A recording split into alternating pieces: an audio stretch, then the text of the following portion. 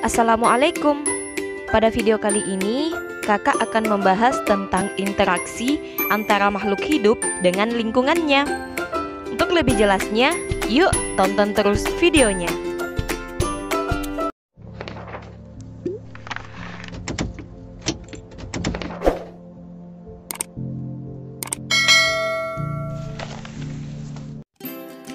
Sebelum kita masuk pada pembahasan interaksi antara makhluk hidup dengan lingkungannya, yang perlu kita ketahui adalah istilah tentang perbedaan antara lingkungan, habitat, dan juga ekosistem. Lingkungan merupakan segala sesuatu yang terdapat di sekitar makhluk hidup, baik itu manusia, hewan, ataupun tumbuhan. Dalam hal ini, lingkungan sangat berpengaruh terhadap aktivitas makhluk hidup. Sedangkan untuk habitat masih merupakan bagian dari lingkungan di mana makhluk hidup itu tinggal di tempat tertentu, apakah itu di darat, di udara, ataupun di laut. Nah, sedangkan untuk ekosistem merupakan interaksi atau hubungan timbal balik antara makhluk hidup dengan lingkungannya. Ekosistem inilah yang akan kita bahas lebih lanjut pada video kali ini. Komponen ekosistem terdiri atas komponen biotik dan komponen abiotik. Untuk komponen abiotik terdiri atas semua benda tak hidup yang ada di sekitar makhluk hidup. Contohnya air, tanah, udara, cahaya matahari, batu, suhu, bahkan kelembapan. Sedangkan untuk komponen biotik itu terdiri atas semua makhluk hidup yang berada dalam suatu ekosistem, baik itu manusia, hewan, tumbuhan, dan mikroorganisme lainnya. Namun dalam hal ini, komponen biotik berdasarkan peranannya dikelompokkan menjadi 3. Yang pertama ada produsen, kedua konsumen, dan yang ketiga dekomposer. Produsen dalam hal ini berperan sebagai makhluk hidup yang dapat menghasilkan makanannya sendiri, sehingga disebut juga sebagai autotrof. Produsen terbesar adalah tumbuhan. Pada ekosistem perairan, produsen utamanya adalah fitoplankton. Sedangkan pada ekosistem daratan, produsen utamanya adalah tumbuhan tingkat tinggi seperti padi, pepohonan, semak, ataupun perdu. Kemudian, untuk konsumen berperan sebagai makhluk hidup yang tidak dapat membuat makanannya sendiri. Dalam hal ini disebut juga sebagai heterotrof. Nah, dalam suatu ekosistem, yang berkedudukan sebagai konsumen adalah hewan. Dalam hal ini, konsumen dibagi ke dalam 3 tingkatan. Ada konsumen tingkat 1, tingkat 2, dan juga tingkat 3. Selanjutnya, ada yang disebut dengan dekomposer. Dekomposer ini disebut juga sebagai pengurai. Dalam artian, merupakan makhluk hidup yang menguraikan zat-zat yang terkandung dalam sampah dan sisa-sisa makhluk hidup yang telah mati. Contohnya seperti jamur dan juga bakteri. Kesimpulannya bahwa komponen ekosistem terdiri atas komponen biotik atau komponen yang hidup dan komponen abiotik atau komponen tak hidup. Kemudian selanjutnya adalah bagaimana suatu ekosistem dapat terbentuk. Nah, dalam hal ini pada video sebelumnya sudah dijelaskan tentang hierarki biologi atau tingkatan organisasi kehidupan. Pada video tersebut dijelaskan bahwa tingkatan terendah dari makhluk hidup itu adalah molekul, kemudian sel, jaringan, organ, hingga sistem organ. Nah, sekumpulan dari beberapa sistem organ inilah terbentuk yang namanya organisme atau individu. Dari individu atau organisme inilah, jika terdapat lebih dari satu individu dalam suatu lingkungan, disebut sebagai populasi. Kemudian, sekumpulan dari beberapa populasi disebut sebagai komunitas.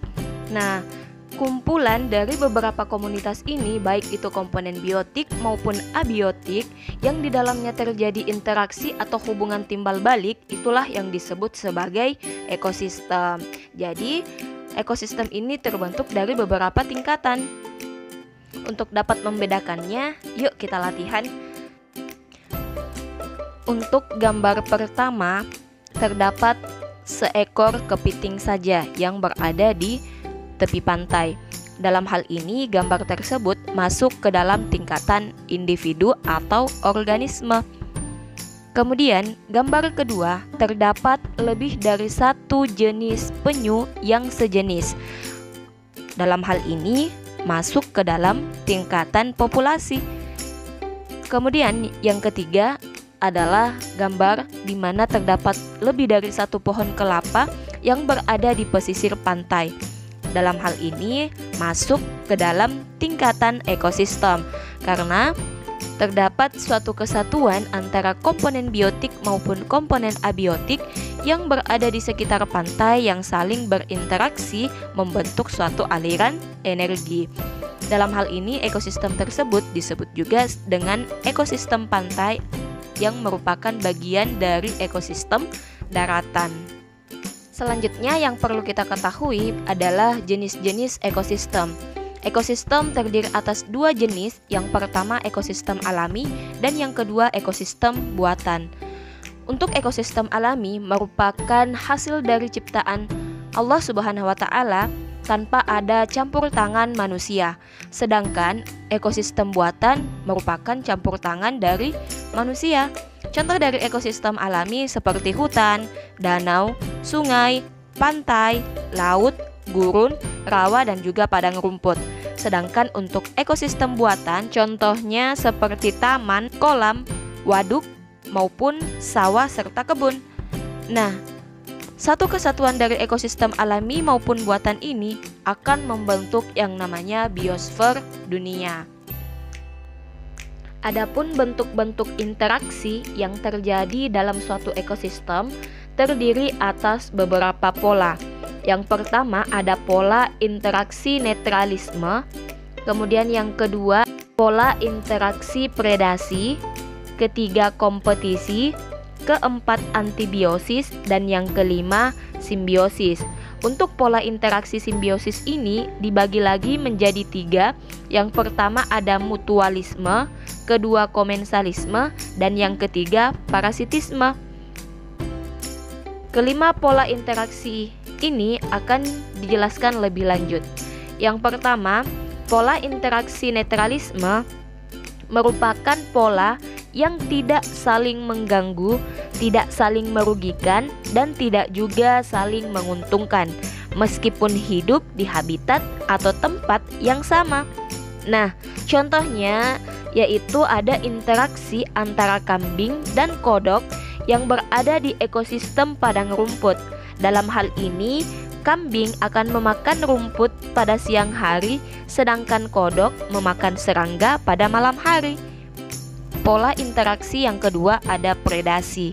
Pola interaksi ini terjadi antara pemangsa atau predator dengan yang dimangsa atau prey. Jadi dalam pola interaksi predasi ini terjadi peristiwa makan dan dimakan. Contohnya pada ekosistem persawahan, ular akan dimakan oleh tikus. Kemudian pola interaksi yang ketiga adalah kompetisi. Pola interaksi ini terjadi karena adanya persaingan antara individu atau populasi untuk memenuhi kebutuhan hidupnya. Namun dalam hal ini habitat atau tempat hidupnya itu tidak menyediakan dalam jumlah yang cukup. Contohnya, pada populasi sapi dan kuda di padang rumput yang sama akan berkompetisi untuk mendapatkan rumput. Pola interaksi selanjutnya adalah antibiosis atau amensalisme. Pada pola interaksi ini terdapat dua individu yang berbeda jenis yang dapat menyebabkan individu yang satu menghambat pertumbuhan individu yang lain. Contohnya pada pohon pinus atau pohon walnut, itu akan mengeluarkan zat kimia yang dapat menghambat tumbuhan yang lain, sehingga akan sulit ditemukan tumbuhan yang lain di sekitar hutan pinus tersebut. Pola interaksi selanjutnya ada simbiosis. Pada pola interaksi ini terjadi interaksi atau hubungan timbal balik yang sangat erat antar makhluk hidup, sehingga Pola interaksi ini dibagi menjadi 3 kelompok. Yang pertama ada simbiosis mutualisme, yang kedua simbiosis parasitisme, dan yang ketiga simbiosis komensalisme. Untuk simbiosis mutualisme, di sini terjadi interaksi yang saling menguntungkan. Contohnya, simbiosis antara kerbau dengan burung jalak. Dalam hal ini, kedua individu tersebut sama-sama diuntungkan, di mana kutu yang terdapat pada kerbau itu akan berkurang akibat dimakan oleh si burung jalak. Simbiosis yang kedua adalah parasitisme. Dalam simbiosis ini terjadi interaksi di mana terdapat satu individu yang merasa diuntungkan dan satu lagi merasa dirugikan. Contohnya pada berbagai jenis bakteri jahat dan juga cacing yang hidup di tubuh manusia maupun hewan. Dalam hal ini, bakteri jahat ataupun cacing itu merasa diuntungkan karena mempunyai habitat pada tubuh manusia maupun hewan. Sedangkan yang dirugikan adalah manusia dan juga hewannya karena bisa saja terkena penyakit. Adapun simbiosis yang ketiga yaitu komensalisme. Pada simbiosis ini terjadi interaksi di mana terdapat satu individu yang merasa diuntungkan, namun individu yang lainnya merasa tidak dirugikan ataupun diuntungkan sama sekali. Contohnya pada simbiosis antara ikan hiu dan juga ikan remora. Yang diuntungkan di sini adalah ikan remora karena bisa memperoleh perlindungan dari si ikan hiu. Dan ikan hiu di sini merasa tidak diuntungkan ataupun dirugikan dengan adanya ikan remora tersebut. Untuk menguji pemahaman tentang pola interaksi, yuk kita latihan. Untuk peserta didik yang kakak ajar, silahkan ditulis termasuk ke dalam pola interaksi apakah 8 gambar yang kakak tampilkan berikut ini. Gambar yang pertama yaitu ayam dengan kucing, kemudian yang kedua beruang dengan ikan salmon, yang ketiga bunga dengan lebah, yang keempat bunga rafflesia dan juga inangnya. Gambar selanjutnya ada ikan hiu dan juga ikan remora, kemudian ada tanaman benalu dengan inangnya, gulma eceng gondok, dan juga kijang dengan singa. Selamat bekerja, thanks for watching. Assalamualaikum warahmatullahi wabarakatuh.